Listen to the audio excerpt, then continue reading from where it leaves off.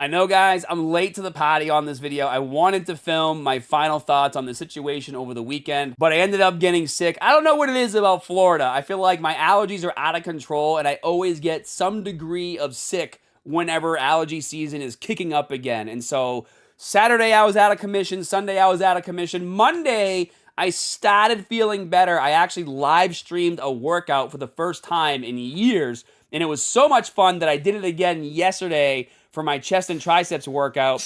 I had everybody in the comment section cheering me on, even though I felt like crap, making me do heavier and heavier weight. So if you guys like hanging out live, doing workouts and getting tips and things like that, make sure you subscribe to the channel. Make sure that notification bell is turned on. So we're going to start doing these probably, 2, maybe 3 times a week around 4:30 p.m. Eastern. So what you're seeing right here was actually my final set of incline chest press after already doing like 4 sets of flat, super heavy. And then I think I did 3 or 4 sets of incline, and I was like, you guys want me to go for hundreds for like 2 or 3 reps? And everyone's like, yes, you should definitely go for hundreds. And then I did. And I probably wouldn't have, honestly, if everybody wasn't cheering me on. So I benefit just as much as probably you guys do from the interaction on there. It's a lot of fun. But I have a very different take on this situation with Hussein and Greg and Jeff, right? And I think my take is a little different just because I've been on YouTube for the past 16 years. I've seen the trends change. And also, I grew up in a time where celebrity meant a different thing. So like back in the day with celebrities, right? Sayings like any publicity is good publicity or out of sight, out of mind really rang true because there was no social media. There was no YouTube. There was no Instagram. There was no TikTok, right? There was no streaming. It was literally if you weren't in the tabloids or if you weren't in a movie or on a TV show, nobody was talking about you. And so back in the day, some celebrities would do a lot of celebrities would do really crazy stuff in order to be written about to get their popularity back up. But nowadays, the celebrities are the influencers. In fact, there's been like studies done where a lot of these kids growing up, they don't even know the names of some of the most popular celebrities that you and I might know because we grew up like in the 90s or early 2000s. Their celebrities are the influencers, and there's so many to pick from that it's really easy to get canceled and lose a lot of subscribers. And then what do? Because they still want to get content on a daily basis, they go and find someone else. So the audience is a lot more fickle because they have more options. And this entire situation with Greg and Hussein, not so much Jeff. I mean, Jeff started the whole thing with his video, How to Look Enhanced Without Steroids. He posted his apology. We've already gone through this. I'm not going to dive into it as much as I did in previous videos. But what I said still stands, right? Like, given all the red flags with Hussein and Julian, someone as smart as Jeff shouldn't have put these guys in his video. He got the attention he wanted. Unfortunately, it wasn't the attention he thought it was going to be. It was a lot of negative attention, and that's why he did his apology and he dipped. He wanted nothing to do with the situation. And then we saw the video from Hussein kind of going into his coming out the truth. We'll get to that in a second. And then we saw this video right here where they were playing like voice notes that Greg was sending to Jeff, where Greg was saying what the plan was, right? And you guys have all seen all these voice notes a million times. I'm sure you watched Anabolic Stick and Mud Pit and everybody else who covered the content. So I'm not going to play the voice note for you. I'm just going to show it here on screen. But basically, saying what the plan was to make these silly videos in order to get more traction and more engagement. So people like me, Anabolic Stick, Mud Pit, Revival Fitness would all make videos talking about this, and they would just have this like cyclical effect of everybody making videos and these guys getting a lot of attention so they can sell more Turk, they can sell their clothing line, their online coaching, and that was the plan. They didn't really come right out and tell Jeff like 100% he's natural, and that's why we saw the apology here, right? And what they were trying to say in this video was like, Jeff knew we were coming out with the coming out video, but a lot of people's response was, yeah, but like in this interaction, in these text messages that you shared, you never really came out and said like definitively Hussein is 100% lifetime natural. And even in the coming out video, if you guys remember, I played the clip a few times. Greg himself says in the video, does this prove he's 100% lifetime natural? No. Does Us saying this proved that he's a lifetime natural? Nope. There's no proof. There's no blood work dating back to when he first joined the gym. And that's all I'm going to say with Jeff, because the focus is something else here with Hussein and Greg. Now, gained attention, lost respect, right? This video right here, I train at the world's most dangerous gym, was the first video to come out around the time all this stuff was happening, okay? And if you look at the like to dislike ratio, the likes are still higher, but the dislikes are pretty high. 3.1K dislikes is a lot of dislikes on a video like this. And if you read the comments, and this is what I do, back in the day, guys, the comment section was a very different place, right? Like the comment section back in the day was actually a place where you made friends, people talked to each other, they actually engaged in what the video was about, they were sharing tips and things like that. The comment section for the last like 7 or 8 years is a lot of toxicity, and it's more about trying to say something or post a comment that's going to get the most amount of likes versus really engaging with the video itself, at least in the fitness space. Those are the videos that I watch the most. But you start to see comments like this: LMAO, you got caught.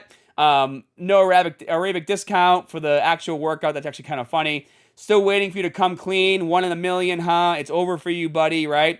So you're starting to see some of that negativity come through, and you look at how many likes those comments have, a lot of people agree. But again, this was like before all the other bullshit really started to come out and the story really started to hit hard, which brings us to our next video, coming out the truth. And this video came out after Greg posted on my video that Hussein was going to come clean. And everyone made videos, I told you so, I told you so. And then they basically did a 13-minute video gaslighting their audience, talking shit. They threw Ella, the scientific snitch, under the bus, even though she went out of her way to try to put together a video around polymorphisms. More on that later, actually. Me and Ella are doing a video together. We actually had a fun conversation earlier this morning. But they basically kind of gaslit their audience and did a really stupid video. And at the very end, they still tried to sell their stuff. And I think that's what kind of really pissed people off. It was like the situation already went from bad to worse. And then you decide to make it even worse. And then you still tried to basically shill your product, further cementing that this whole thing is one big stupid publicity stunt. And I'm just going to play this clip right here because I'm sure a lot of you guys didn't make it to the end of this video. And if you guys want to learn how to build your own fitness business, obviously you can see I know how to drive attention. And I wanted to play that clip specifically because it gets back to my earlier point of gained attention, lost respect. He's basically saying like, hey, if you want to learn how to build your own fitness business, clearly I know how to get attention. You know, reach out to me, information in the pinned comment below or info section below. I don't think this is the kind of information this is the kind of attention that you'd want to be getting if you're growing your brand. 12,000 likes to 64,000 dislikes, guys. That is a massive ratio. Like, this video is ratioed into oblivion. And if you scroll down and you start reading the comments, these are not the kind of comments that you want to have people writing about you. And not only are these comments being written about you, look at the likes on these comments. This just might be the stupidest publicity stunt I've ever seen, and that almost has 7,000 likes. Like, I don't know if you guys go down and check out these types of things. That is insane. That is a lot of people liking this comment, right? So that's basically 7,000 people. The video has 6,600 comments. That's almost 7,000 people saying this one thing. And there's more to choose from, right? Like, this one's actually kind of older. Having 40K to 10K dislike ratio in 2025 is insane. It alone speaks for itself. That was 10 days ago. So in 10 days, this video got 24,000 more dislikes and 2,000 likes. Like, that is really, really bad. And then, of course, the coup de grace, the final nail in the coffin, how Jeff Nippard destroyed my career. 3.5 thousand likes to 17,000 dislikes. Still ratioed pretty damn hard. It just didn't get as many views as the other video did. But again, all the comments are the same, where people are just saying like horrible negative things. And can Hussein and Greg recover from this? I think Greg will have an easier time because he talks about a lot of different stuff. But if you go to Greg's social media pages and Hussein's social media pages, Hussein is definitely getting most of the heat. And rightfully so, because he's the one gaslighting everybody the most. In fact, if you go to this video that Greg did on Mike Israetel, it still has a better ratio of likes to dislikes, 3.6 thousand likes to 604 dislikes, but you're still seeing these negative comments, like oiling my snake to this, call him a snake oil salesman, right? I always know when Greg's McLaren payment is due, he makes an Israetel video.